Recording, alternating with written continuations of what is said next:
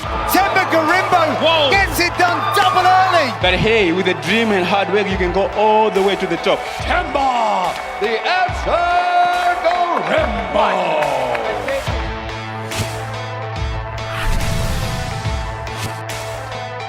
Welcome to UFC Unfiltered. Please tell me that's on video. I've never been happier. I'm made for a fucking podcast. We're dangerous. Listen to me, we're out of here.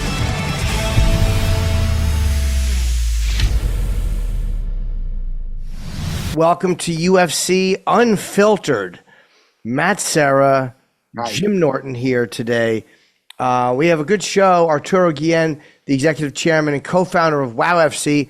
Those fights will be seen on Fight Pass. I don't know which, if all of them will be, or if there's a select number. But he'll be joining us. Also, Themba Gorimbo with a very, very smothering win on Saturday night. That was a grueling fucking fight. Those pressed up against the cages, dragged down, back up. Really, really tough over Ramiz Brahimaj. What a grueling, exhausting fight. Yeah, he wasn't happy with his performance. Yeah, because you kind of want the finish, but it was dominating. It was, and you could tell that with his skill set, I'm sure we'll see a more exciting performance next time. But listen, man, sometimes you get guys that are just hard to take out. You know what I mean? Well, I think with Brahimaj, every win he's had in the UFC, I believe, was a sub. All of his wins have been submissions. I think 10 wins in the UFC, and they've all been submissions. Well, or 10 professional wins, not in the UFC. So, he's obviously a very difficult guy on the ground, and Gorimbo really, really dominated him. Should we bring in Arturo Guillén first, Matt? What do you think? Yes, I like that. And what about Angela Hill? We'll talk about that later. I was so impressed with Angela Hill. Yeah. All right, we'll talk about some fights after, But, sure. Yes, let's bring in our guest. May 25th, WOW 14, Madrid. It's 1 p.m. Eastern time on Fight Pass, which again, that's the advantage to a lot of these overseas fights. Is in the middle of the afternoon, you can sit there and watch fights, which is absolutely great. I love a good Britain card. I love it in the middle of the afternoon. Fucking love it. May 25th. I'm going to remember. Do you know why? We got this Saturday coming. It's my 17th wedding anniversary. Oh, very nice. Congratulations. Yeah, you said that so whatever. Well, 17 is a long time. 20 is like, do you know what I mean? Or 25. How long have you been married? 2, and it feels like 25. There you go, motherfucker. Just say, 17 years. No, but I did. I was happy for you. You're like, that's not. You said it like this, whatever. No, that's not true. I thought it was great, but then that's what I heard. But then you said, how come you said it like that? I'm like, well, 17 is a great number, but it's like they're the numbers that we're taught are benchmark numbers, and anything are like 20 and 25. 17 is a long time. I understand, but I just want to let you know I wasn't talking about any kind of benchmark. There was no benches, there was no marks. All right, just letting you know as a friend. I am very happy for that. 17 years. If it was 7 years, I would have said, it's my 7 year, and I would have put it's not 10. I'm sorry. Let's not fight in front of our new kid. Arturo Guillén, hello, sir. Can you hear us? I definitely can. Okay, great. Welcome to the show. How are you? Nice to meet you, Arturo. My pleasure. I'm 47, despite my youthful look. You're 47? You do look, I have these conversations with my age too. I'm 49 and I got abs still. I'm happy about that. I'll tell you right now, Arturo. Arturo, you're only getting started. Yeah, thank you so much. How long have you been promoting? Well, we started in 2019 as a necessity in Spain. We just tried to play around and see how the market behaved. And, a month after our first event, COVID came in, which wasn't very helpful. We did our first event during COVID in summer with obviously with no people. It was the first event in Europe, and we had pretty big numbers on pay-per-view. So we decided to go on, and we've been doing events since, nonstop, learning in the process. I was just telling Matt too. One thing I love is WOW 14 Madrid is the 25th, which is this Saturday, and it's 1 p.m. New York time. And I love fights that are overseas because a lot of times you're working at night, it's hard to get to it. But if a fight's on at 1 o'clock in the afternoon, I mean, that's such a great, perfect time for like an American audience to watch these fights because you don't have to give up your Saturday night. You don't have to, you're not working. You're just home in the afternoon. So I love when fights are over in England or anywhere with a nice 6-hour time difference. I love watching. Well, look, we would love to have a weekly event that you can watch every Saturday in the daytime. That would be, it's for us, it's challenging as well because, your events are at 5 a.m., which for Spain is not that late. Right. But it requires an effort. Did you start promoting with MMA first? Is this your first time promoting, or were you from the boxing or kickboxing world with the promotion? No, not related at all. I've always loved combat sports, but I dedicated my life to the movie industry. I was working for a US company, serving the studios with data analytics, learning a lot and enjoying the process and basically living on a plane. But Spain had a missing space related to combat sports. Spain has always been a huge fighting country traditionally, but in the last couple of decades, politics thought that fighting was something of the past. So they gave us a lot of limitations regarding TV laws, for instance. Combat sports were not allowed on TV before. I don't know if it was midnight or whatever. So therefore, there was huge limitations for sponsorships, and there wasn't a true ability to follow our fighters along the way. Fortunately, that has changed, and very much so thanks to the UFC and the internet, obviously, right? Because consumers could follow online whatever content they want to follow, and UFC had become massive outside of the regular TV channels, which obviously have been visible for local platforms, and that has lately changed so much that there is a huge appetite for local audiences, not only for local stars as well, of course, but also for international content. Who was like here in the States? It was. I mean, I'm embarrassed that New York was, I think, the last state or the next to the last state to legalize it. One of the last states, and it was just so much crap. Like people fighting against it, certain unions fighting against it. Who was giving the hard time in Spain for combat sports to not be on before a certain time? Was there was there another sport pushing back because they were afraid you guys would infringe on their audience, or what was the reason for it? No, it was just politics. Politics thought that this had to do with the time of the dictatorship, that this was something of the past. Before then, wrestling and fighting was a huge thing. There were sold-out arenas all over the place. And then, I guess times changed. But let me give you an example. I started the same way. I was in New York, as you were just saying, and my first interaction with MMA was, the opposite from what I thought I would have wished. I just saw a huge poster of Cain Velasquez, and it was Brock Lesnar at the time. We're talking about January 2010. And I was so impressed with those small gloves that my first thought was, well, these folks have gone nuts. This should be illegal. It's like the no rules fight where 2 men in, 1 goes out. I was so that I still remember. And then, a few months later, actually a couple of years later, because of my business life, I had to study the UFC business model and go through, the understanding of their value chain, which they managed from the beginning till the end. I was so impressed by it that I had to really go and research on it. And at one point, I had to obviously get in touch with the sport, and I just, went mad. I just loved it so much the moment I touched it. So my negativity against it was just based on ignorance. So as a converted, I love converting people as well, and I see so many, so many persons in Madrid coming to our events that have never been, not even once, in a boxing match. They have no clue what they're going to watch. Some of them are curious, some of them are frightened, and all of them leave saying, "This is amazing. What a show. How much respect, how much love, how much, how entertaining and how fulfilling this is." So, for me, it was obvious that we had to be in the show.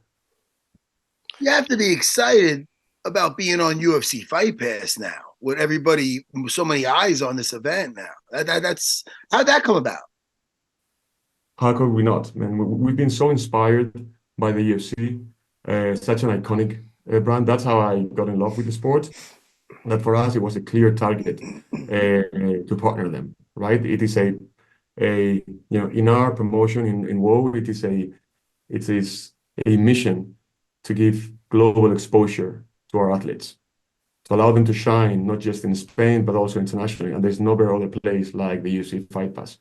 Obviously it wasn't, I would wish I gave them a call and the day after I had a contract signed.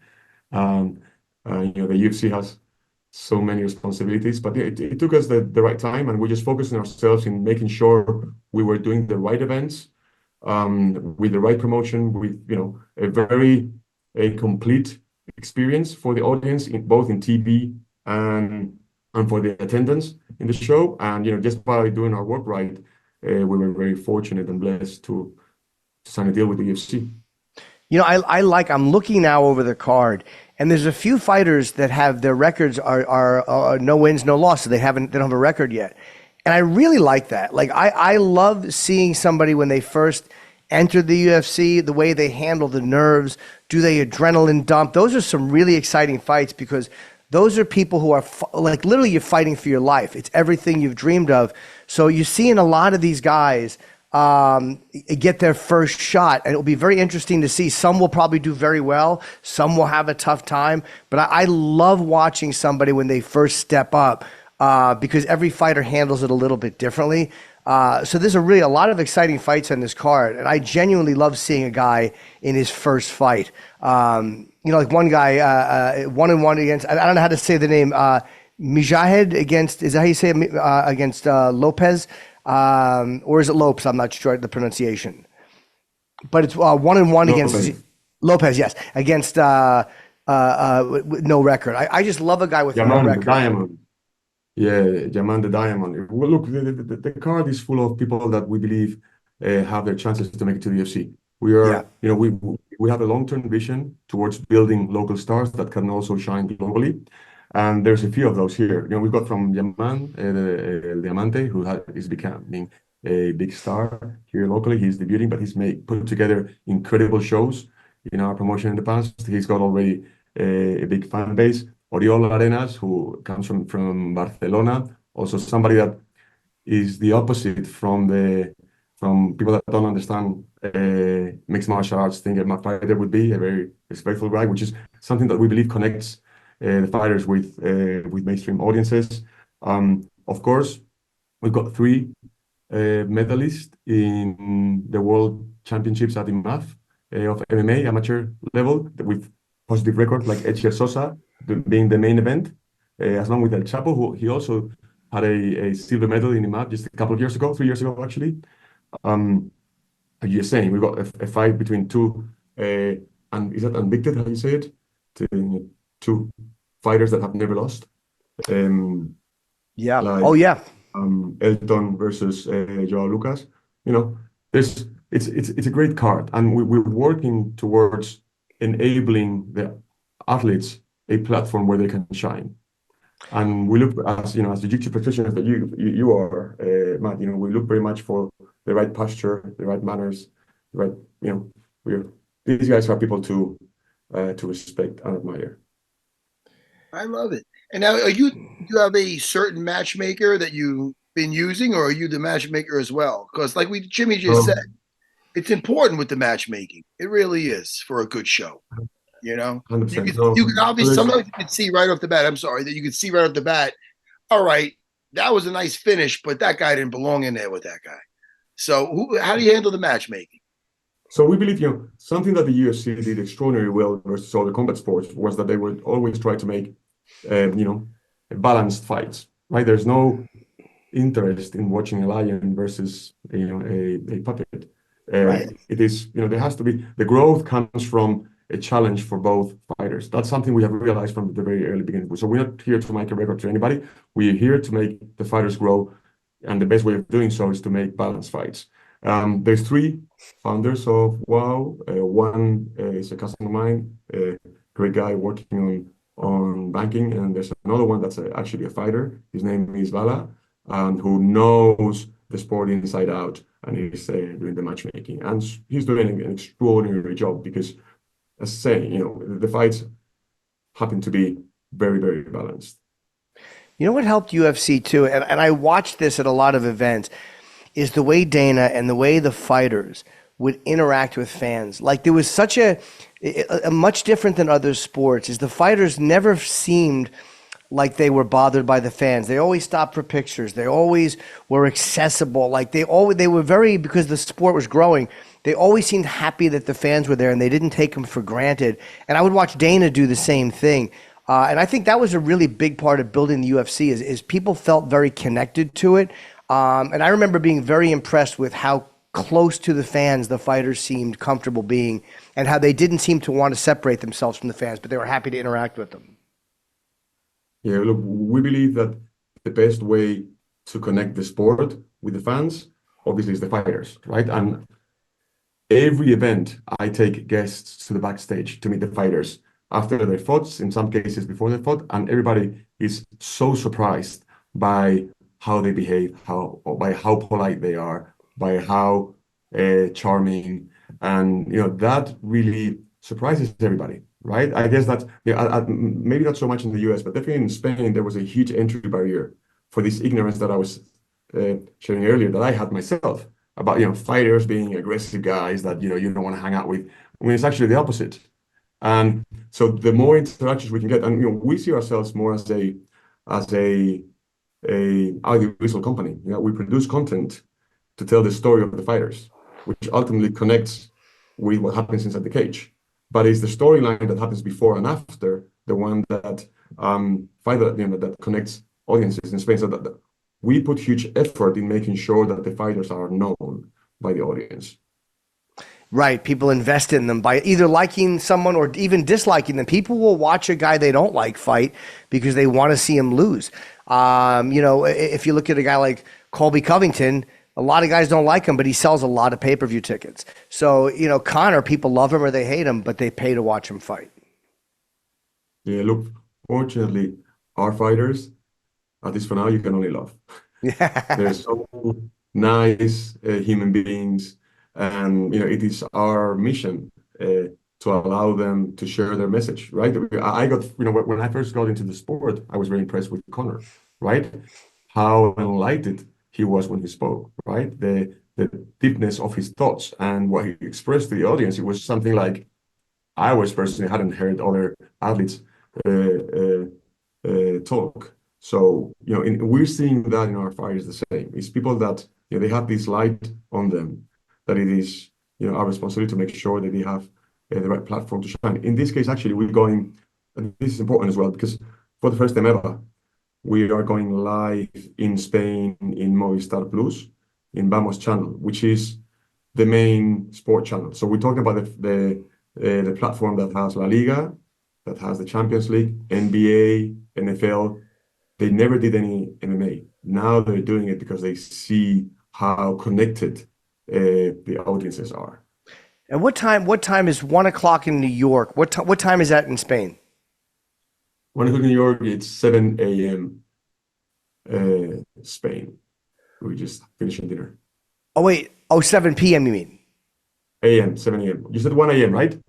No, 1 p.m. When the fights are on. Sorry. So 7 p.m. Oh, okay. I was like, wow, 7 a.m. Man, you guys really fight early. No, sorry. No, we're 6 hours ahead. Oh, it is 6 hours. Okay. Well, this is great, man. I'm really happy to see this. And what is something you said that like you watched a lot of the UFCs. What was something or what is something that you like that they do? Like, what do you think is something that they do very right? Because Dana was such a great promoter and spokesperson for the UFC, and he was very honest about the fights. When a fight was great, he'd say it. If a fight wasn't good, he'd say it. And I think that was another thing people liked too, is they felt like there was something about him they could trust because he would kind of just say what they were thinking. So what is your thoughts on something that they've done right? I think what sets the UFC apart is the narrative and the storytelling, right? When I first got engaged with the sport, it wasn't with the fights. It was with the documentaries, with the interviews, even with the promotions. And I show it in many of my meetings. I used to work for the movie business. In many of my meetings, I show the promotion of the small clip of Conor versus Aldo. it's just a 20 seconds. I don't know if you remember it with a song from with a very, very well-known song of these two guys walking through the desert and meeting up in Vegas. It's a 20-second movie. I remember that promotion. I do. See? So, it is those things that generate an interest in you that you're going to see something special. You're going to invest properly your time in viewing what they're trying to promote to you. So you cannot stay away from it. It just captures you. And we're hoping we are able to enter into that narrative scheme. And how, before we let you go too, how loved is Topuria in Spain? I mean, what a massive star. He hasn't been doing like giant appearances in front of sold out stadiums. I mean, he is a really loved guy over there. 100%. Well, look, Ilia, he's such a huge star in Spain now. What he has done is really, really impressive. He said he would do it long ago, and he's done it, and in what a fashion. It's not how many wins he's had, but how he has won, right? Which is such a dominance. So I think the sport, I used to go to meetings, I had to explain that MMA is not a drug. I had to explain mixed martial arts and go through this, an art, sport. Now with Ilia, that is gone. There's no need to explain. Everybody now wants to know more. There is sport newspapers in Spain that wouldn't cover MMA. Now you have Ilia on the front pages. So he has done an incredible job towards getting MMA the right audience. It's just, in just a few months. And you've seen the stadium of Real Madrid, with 100,000 people in El Bernabeu, cheering his name. It's just incredible. We're, all respect and admiration to what he has done. It's nice. Yeah. He carries himself with class too, so that's really nice. 100%. He has his image, his posture, right? As we say in jiu-jitsu, right? Is very different from what people thought a fighter would be. So he's been giving interviews in every channel, and I get calls from people saying, whoa, what about this guy? It is amazing how he speaks, the message that he delivers. So I would say right now, he's probably the top star in the country. And he will be, if he's not already, a global star. You guys will know. Yeah. I mean, he's very, very loved here too, and he's certainly respected as a fighter. He was even before he beat Volkanovski. And we want to let me give the proper plug too before we let you go. I want to make sure because it's on Fight Pass this Saturday, May 25th. I'm scrolling, so I'm kind of going from memory. And it starts at 1 p.m. New York time, 10 a.m. if you're in Los Angeles, which is even better. Just wake up and watch some fights while you're having your morning coffee. And it's WOW14 Madrid. It was really good talking to you, and I'm sure we'll have you on again to promote other events, but congratulations on making this happen and for really growing MMA in Spain. Look, it's been an honor, a true pleasure.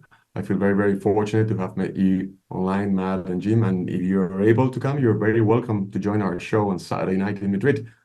Thank you very much. If I'm ever out there, I will go to an event. I absolutely will if I'm ever in Spain. November 14th, I think, is the next one. November 14th? So you let me know. I'll take care of everything. I'm going to talk to Dana, Jimmy. We should do a show from there. That'd be great. Yeah, interview some fighters. Congratulations on your success. And thank you, sir, very much. Very nice to meet you. Very nice to meet you. Thank you, Arturo. Take care. Very nice meeting you. Have a great one.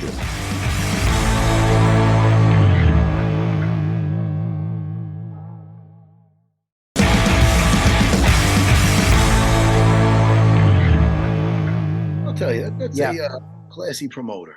Yeah, and it's nice to see that Topuria is such a giant star there, and it's great to watch it on the ground floor, because people will invest in these young fighters that they may or may not know.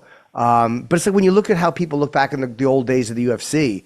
I mean, it's very affectionate with people watching this thing kind of come together. I mean, I'm excited, and I'm going to watch that card. Is there a UFC card this weekend? That would be a good question for our producer. There is, watch it because it's in the afternoon. No card this weekend. Well, so that's perfect for this Saturday. Perfect for this Saturday. Jimmy, before we delve into more fights and we get Themba coming in, right? Themba, I'm sorry. That's it. Yesterday. Oh, Themba. I like that. I thought I said that. Before we talk to Themba, yesterday my daughter competed in a versus a very scrappy girl. It was a nice, fun match. This girl, Dita, from Alex Wilkie's school, a long-time martial artist. This guy, Alex Wilkie, what a classy guy. He wasn't at the fight. This girl was there with her father. She came in from Jersey.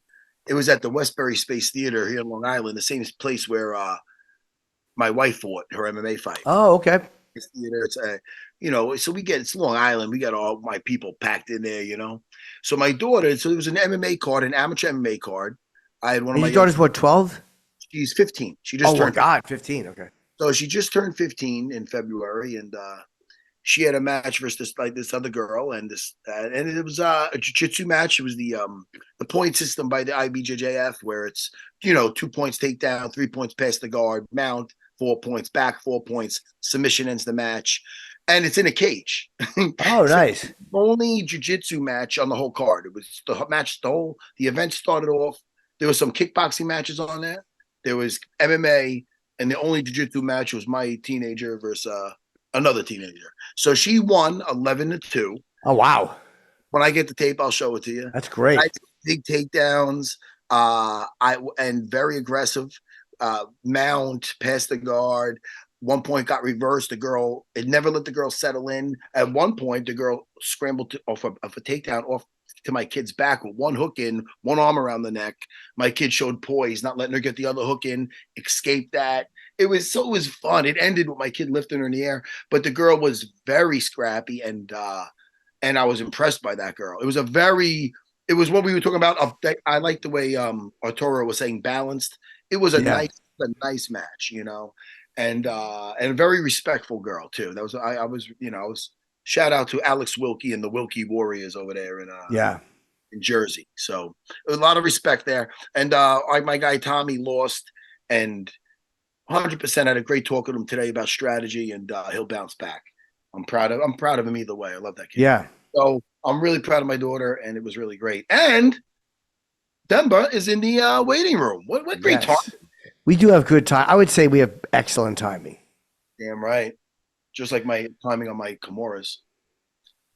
It's true though. I know. Kimura Savage. I understand. I'll be Kimura lad. You will be Kimura lad now. My little Kimura lad. There Themba, he is. how are you? Hey, Themba, how you doing? I'm okay, man. How are you doing, sir? Can you hear me? Yes, sir. We got you. We hear you. Hey, man, you should be better than okay. You got a victory. I know. Yeah, I'm a little bit disappointed, man. You're a little, because you always want that highlight. But you were dominant, and you had a tough dance partner to deal with. You would, there's no question on who won. Yeah, thank you. I mean, I'm grateful I won, but it's better to learn from a win than to learn from a loss. So it's okay, I learn. I like that. Didn't he? We were talking before you came in. Didn't he have 10? His 10 wins were all submissions. Twice in the first round, he tried pulling you down, and you wound up on top. Like your scrambling was amazing, your grappling was amazing, completely dominant. So I think you probably had a better performance than you think. I mean, this guy was really tough on the ground, and I think you should feel pretty good about it. You completely dominated him. It was a very, very dominant performance. Yeah. I'm not disappointed in the performance. I'm more disappointed in my approach in the fight. I think I used my ego a little bit more than I should have, because when we started engaging in the grappling, I was the one I could have disengaged. Everything was on my terms. So I was a little bit disappointed that I fought with my ego to just show him that I was a better grappler than to follow my game plan and win in the way I wanted to win. So that's why I'm more disappointed. You're mad that you're disappointed that you allowed yourself to kind of do something for the wrong reasons, or reasons that you shouldn't have done them. It reminds me of, when Wonder Boy fought Kevin Holland, and they had said they're not going to fight on the ground, and he had, I think, Wonder Boy down, and then he got back up. It was like, no, you should have done what you had to do on the ground. Is that kind of what you're talking about? Yeah. I mean, for me, I wanted to make sure that, you know what, I'm I'm gonna be like straightforward about it. I want to be the champion here, and I believe I am going to be the champion. But with a performance like that, you don't get the opportunities that you need to get to closer to the belt. So now I'm in a way, at least I'm on a 3-fight winning streak. I won my last fight, but now I'm like, I'm not in the driver's seat with that performance. I'm in the passenger seat. I have to wait and just take whatever fight they give me, instead of choosing who I want to fight next. I feel like I'm in a position where now I have to take what I'm given. You know what I'm saying? Yeah, but I mean, listen, on a positive note, it could have went worse. You're on a victory. You won 3 in a row. The best thing to do is make an example out of whoever they give you. And then we can get on that mic and, to be a different story. You know what I mean? That's my plan. Obviously I'm a little, I've got a small injury on my foot. But it's not something I've had it through the camp already. So it's not something that I can't handle. I'm gonna obviously take a break because I need to heal my body a little bit. I'm gonna take extra, like maybe 5, 6 days, 7 days. This week I'll take it to rest my body and do ice bath every day, massage to make sure my body heals. And then I start training straight away. And I need to make that redemption. I owe it to myself to go out there and win the way I want to win, because I've got a chip on my shoulder, man. I've not been okay since the fight. I'm still thinking about the whole thing. Hey man, you can. I'm sorry, Jimmy, but I feel that you could use that, and I think that's where you're at right now. Maybe that's a good thing. You know what I mean? Because you could be like, I got the victory, and opening up the champagne. Maybe it's good that you still got a little in you. Come on. I'm very mad at myself. I'm very disappointed in myself that I allowed this to happen.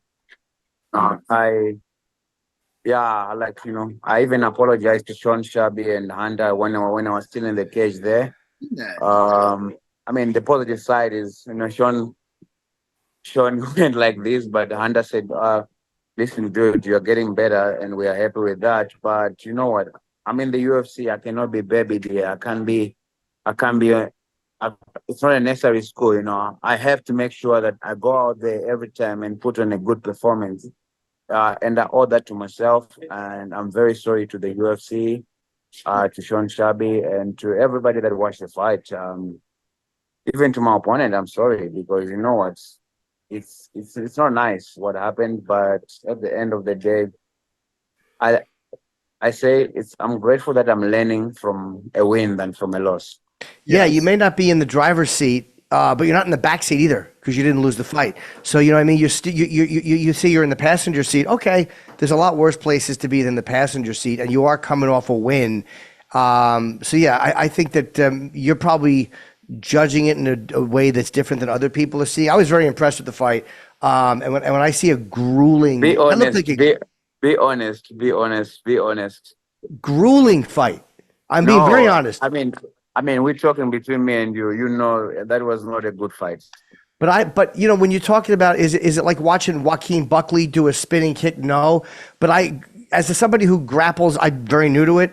The idea of guys doing that, the grueling nature of that fight is fascinating to me because I know how tiring that is, and I can't do it for more than 30 seconds. So when I watch it happening for 15 minutes, I do enjoy watching it because it's just a grueling, painful fight. Like I know that everything in that fight is tiring. There's no moments of rest. I was very impressed with it. And I'm not just saying that because you're on the thing. Can I tell you, Themba, from experience, let me just relate this to you. Jimmy brings this one up all the time. I fought Chris Lytle for the tough finale. It was boring. I won. I had him up against the cage a lot. It wasn't very entertaining. My next fight, I shocked the fucking world, pardon my French, and I knocked out George St. Pierre. That's it, buddy. Your next fight, that's it. We're back. I take that. Stay positive, dude. You're winning. I'm looking forward to the next fight. I think we're gonna see something very entertaining. I believe so, and I pray for it, and I'm going to work for it. Hey, when you met, I'm sorry. Go. No, it's you, Jimmy. Oh no, tell me you go. I didn't mean to interrupt you. Oh, you were done. Okay. When you met The Rock, I wanted to. Had you met him before? How did I only know the peripheral part of that story, or did he completely come into your life and you had no idea that he was going to be there at all? Oh yeah. They told me that it was just an interview with these guys. Yeah, and my manager lied to me. He said to me, "They will come later on." So I didn't expect to see him there, but it's life, man. Um, it's a blessing and it's life. But I also feel, yeah, I just feel like also, yeah, that's the other thing. I've been processing this whole thing from the fight to now, and everything that has been happening in my life. I think everything just happened so quickly, and also I think I didn't get a time to grow, let's say within the UFC, with the fan base and everything, because I feel like a lot of people now are entitled to just put their opinions on me, based off the whole thing and the story, and sometimes it does affect me personally, and I'm learning from it, and it's a lesson. Wait, they have bad opinions of something. I thought that was a great moment. They have bad opinions of that. Why? I think like I'm getting also like a lot of hate from people, because I think people just don't want people to be doing okay in life. So I feel like I feel like people think that I don't deserve whatever is happening in my life.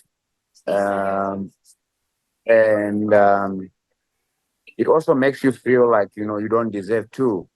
Um, so like I have a chip on my shoulder because I feel like what, I have to go and make these things right and show people that yes, I've got the help and the blessing from Dwayne Johnson, but I got here by fighting to be here too, and yeah, I have a chip on my shoulder a lot more than ever because I feel like I get a lot of hate just because I got the help from Dwayne Johnson, from basically the fans, the people, the media, and some of the fighters too, But at the end of the day, that's things that happened to me with Dwayne Johnson. It's something that is out of my control. It's something that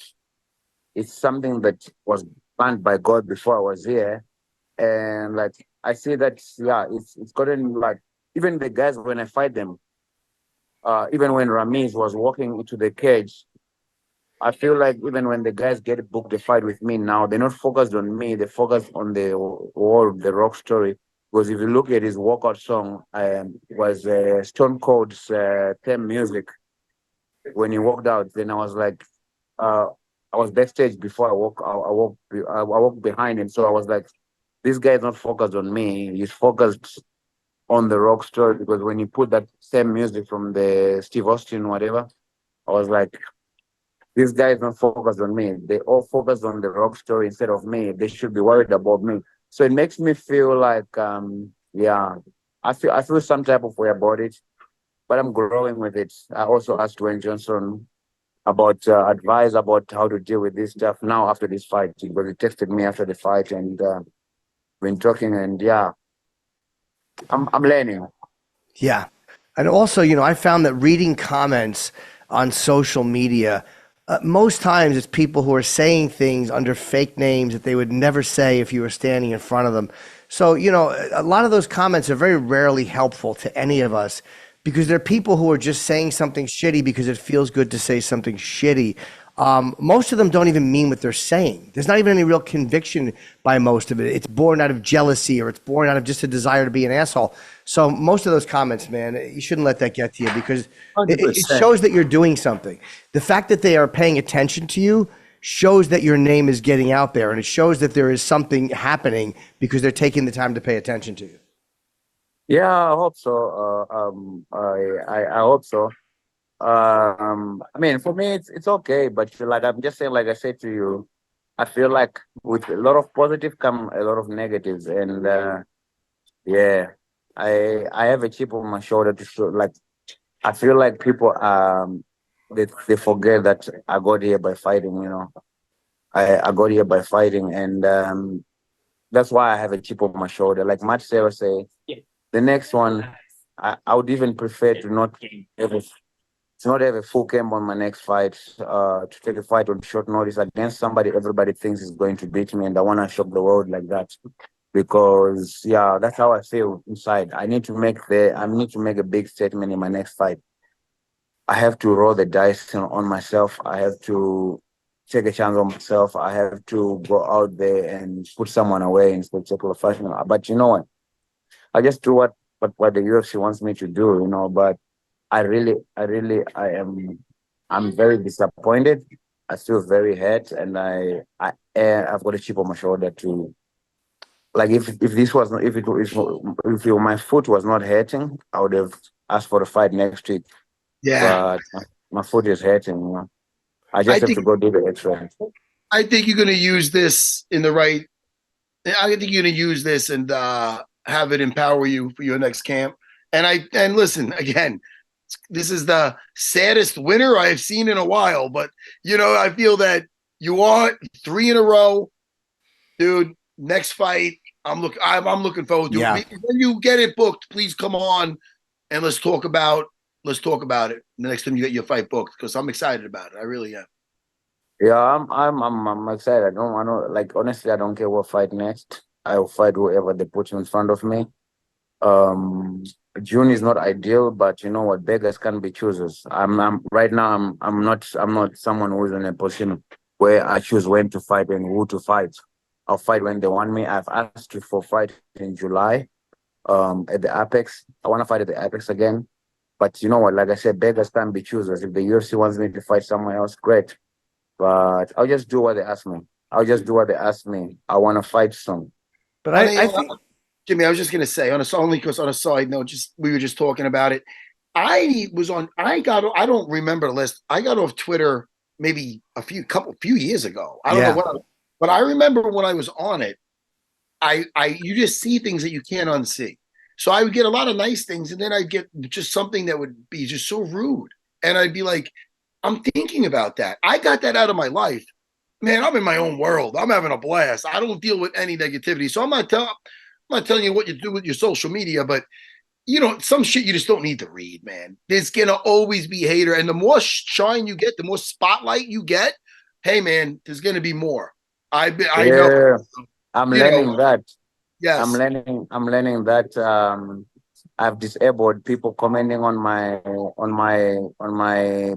page unless I follow you. I've disabled people replying to my stories. I've done, honestly, it's a negative thing, social media. Even for me, sometimes I get angry with things. When I see things, it gets emotions out of me. Like recently, I saw like Bilal Muhammad posted something when I actually messaged him because I was upset with him, because every time I get a fight booked, Bilal Muhammad always has something to say about me. This fight, previous fight, I mean, he always has a comment in terms of like anything.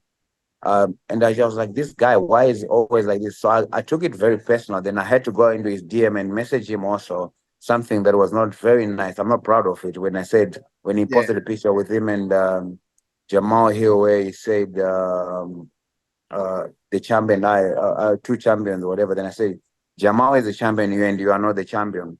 I mean, he's in my division. It's nature that, but it just tells me something that, he probably notices me.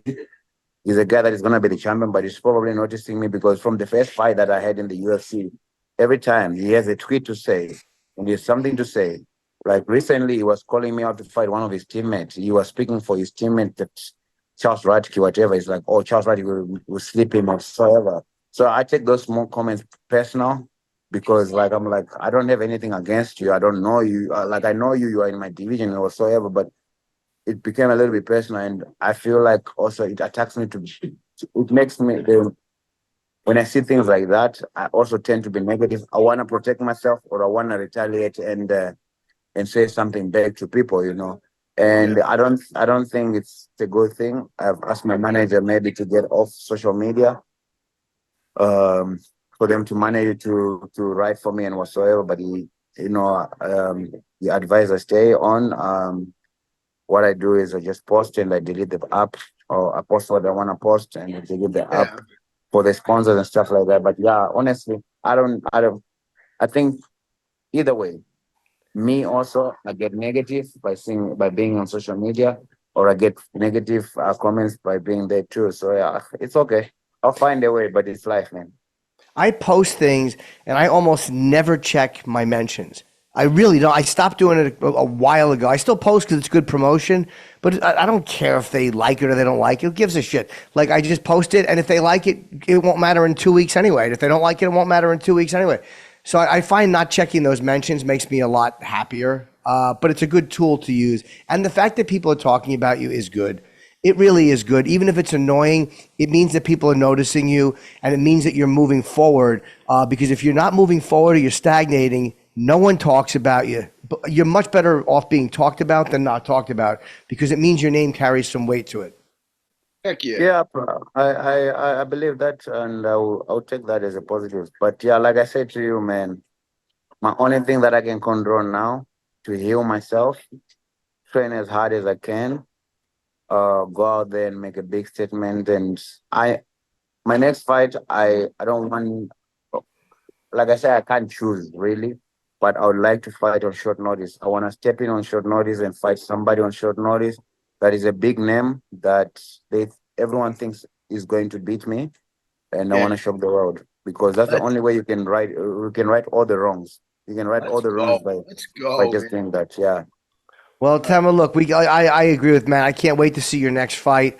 Heal up, and hopefully it'll be soon. But once you've had time to heal and have a proper camp, you don't need to fight on short notice. Whenever it comes up, I'm sure you will be ready, and I'm looking forward to it. So congratulations, you won. And it was a very grueling fight, and he's a tough guy on the ground. He's not an easy fight. He's got 10 submission wins, and you dominated him. Eat your favorite food right now. Yeah, enjoy it. Have a dessert. You deserve it. Thank you much. Yeah, thank you, brother. It's man, I'll try. But yeah, it's been eating me since the day of the fight. I've been fake happy, I'm not happy. Yeah. Well, you won the fight, and you'll look back on it, and it's just another W, and you'll get the shot you're looking for. It's good talking to you, and we'll definitely talk to you before your next fight. But congratulations on a very, very grueling win. He's the best. It was a tough win. I like it, though. I like it, man. Keep it. Use it. Use that chip on the shoulder. Yep. I will. All right, Themba. Thank you, Themba. Thank you, son. We'll talk to you again. Guys.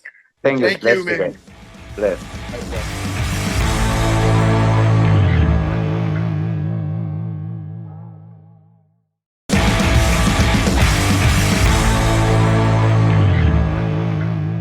And Matt, I meant that when you're watching that, that it's so exhausting, and he reversed him twice going down. He's being way too hard on himself. If this was in studio, I would have gave him a hug. I felt a little, I don't know if that'd be awkward, but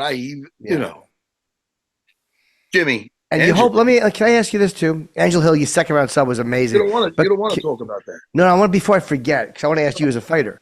There is a thing, like when I'm listening to him talk about next fight I'm going to do, you don't want to get so bent on doing something that you make a mistake either. Like if the next fight is a decision win, then the next fight is a decision win. Yeah, but I like where his head's at. Yeah. He's not popping open the champagne. He's like, you know what? I expect better for myself. Mm-hmm. And you know what? That's a sign of a guy that got his goal set high. You know what I mean? He's not happy with that. It was Henzo. There was times when I was training at Henzo's back when I was a kid. If somebody passed my guard in front of Henzo, man, that's a long ride on that Long Island Railroad back to. Oh, really? Oh, I was. Listen, now should I have been so fucking obsessive about having some? I mean, is it a big deal? No, you learn it, but it was for me, and that kind of thing kept me. If somebody got me, I'd want to just get them, or it was a healthy competitiveness, but it was with myself, and I wanted to just be better. I wanted to get better at jiu-jitsu, and I didn't want to look bad. I didn't want to let's say have Henzo look me be disappointed with my training or anything like that. So but it got me somewhere. You know what I mean? Yeah. Henzo had a different approach a little bit. Henzo was pretty hardcore. I've mentioned before times that Henzo would put pressure on me and stuff like that. But man, it at the time, sometimes I wish he didn't, but then it helped me really reach some heights I don't know if I would have without it. 1999, he went to the Pan Ams. He got there. I never competed in something big before like that, ever. I never did high school sports, but I did in junior high, I'll say middle school for the kids that are listening. I did a season of wrestling, season and a half before I was off there. So I was never used to winning anything big. When I went there and I won the 99 Pan Ams as a purple belt when Americans weren't really winning back then. Enzo got there. When he got there, he goes, look, in Miami, he goes, I'm here for one reason, to see you win. He goes, if you get second place, congratulations. You'll be the first loser. I remember that like it was yesterday. Jimmy, I probably told you this one before. I don't remember if you have. All right, good. Then I thought maybe, no.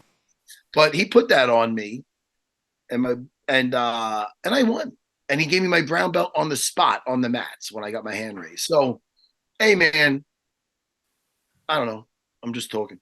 But no, I would have panicked, and I probably would have lost quickly and in bad fashion. Yeah, well, listen, I'm not arguing with you. How's training going? Very good. Very good. Trained today.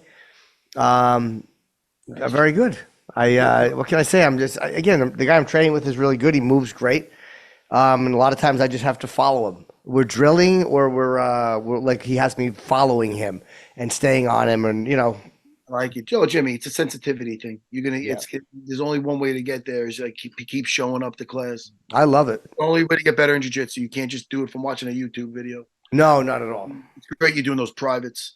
And by the way, that kid that fought last night, and I was in his corner, Tommy DeGennaro.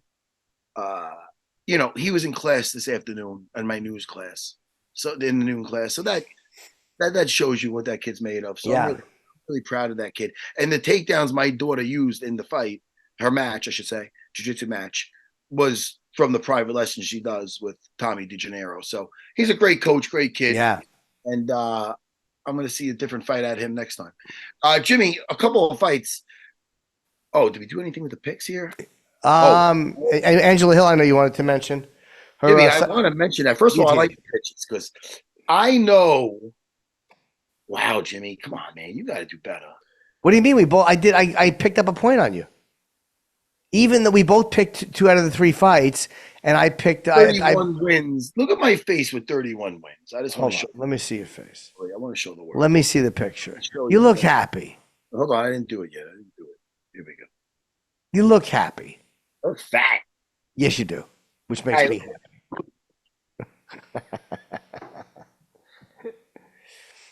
That's my abs, everybody. Who was just listening, God damn, do I have abs at 50? They say I'm going to be 50 in June 2nd. They say that who was talking about it? I think it was Bill Maher. Like, at a certain age, you don't look good with your shirt off. You can only look good with your shirt on. Yeah, well, he's probably thinking of average people, not former welterweight champions. Hello, Jimmy.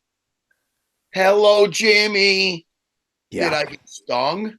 I won't be doing that. I don't know, Jimmy. Anyway, I'm going to do the rest of the show like this because I'm 50 and I'm not ashamed to have I should have buzzed my chest, though. Getting a little hairy. What's that? I'll put it back on. I feel like I'm making you uncomfortable. Oh, no, not at all. You are a little hairy, but it's all right. God damn, my cut. I'm fucking around. I went to Ciro's Man Cave last night. You know what I mean? I went to look. What are you smiling about? Can I not smile and have fun with my friend? Okay, I went to my father-in-law's man cave last night. Okay, Ciro's Man Cave. If you look on my story, could you look on my story right now on my Instagram, please? All right. I want to show you what goes down in that man cave. You might want to not look at that last one. It gets a little nuts. Hold on. Please look at the story. Look at what's in the box. Do you see what happens on that? Do you see that? Yeah, I have to find it. Jake, let's look on this. Oh, that's me. That's me and my daughter. I did see that. Yeah. That's my daughter. That's another one with Tommy and my daughter. There's Longo and my daughter. Hold on. Oh, me and my wife. She's very nice. That's a nice picture. Oh, there's Ciro's Man Cave. Freeze that. What goes down after some shots of grappa? You know what goes down? You break out one of my black belts gave me an early birthday present. It's the Mandalorian helmet. I'm not in a muscle suit. That's actually me. But the helmet. Hey, look above me. My Jedi Abe 15 years ago made that Ciro's man cave, so I hung that up there.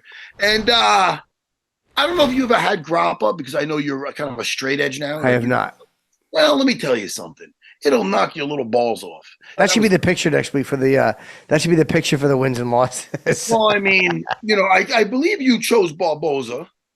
I did choose Edson, yeah, and obviously he was. It was Murphy looked great, and Barboza, again, he looked 38. Murphy, I don't think he looked great. I thought he looked fantastic. Yeah. Which is, I was trying to think about that. That's better than great. Yeah, I guess, but still, tremendous job by him. I thought he looked. I'm telling you, man. What's next for him? He's 32 years old. I mean, he's undefeated in the UFC. 14-0-1, yeah. I mean, I'm looking at the guys he's fighting prior. This was his biggest test, and man, listen, pop quiz, hot shot. He passed that. He sure did. Passed that test. Yeah. Would fly in colors, bird. So Chaos Williams. Just get out of I'm flying like a bird. I didn't mean to call you. That's okay. Jimmy, Chaos Williams. I mean, can't ask for better than that. No. I mean, there's so many fun matchups in all these different divisions, but I'm particularly welterweight I'm looking at. Anyway, Chaos looked amazing. Great. Congrats to Adrian Yanez, man. Yeah. I mean, listen, that's the way to come back. He was down 2, and so was his dance partner there, Vinicius. And Salvador, sorry. Adrian looked like the kid that we knew he is. You know what I mean? He had a couple of tough fights, and we're like, dude, he's too good to be losing. Yep. And respect to his opponents, they were very, very tough. Martinez and Font, yeah. Yeah, I mean, it's not like he's fighting, any lemons. But, hey, he's back in form. I'm happy to see it. Angela Hill, you brought her up earlier. Actually, I brought her up twice. And, man, dude, she's 39 years old. She's never looked better. And everybody's always talking about her striking and her wrestling. What about her jiu-jitsu, man? That was beautiful, dude. Yeah. That was awesome. That was amazing. It is crazy. That was a guillotine. 39 years old. It's fucking unbelievable. Yeah. I mean, I was just really impressed, Jimmy. She hasn't had a finish in a while. Last X amount of fights have been decisions.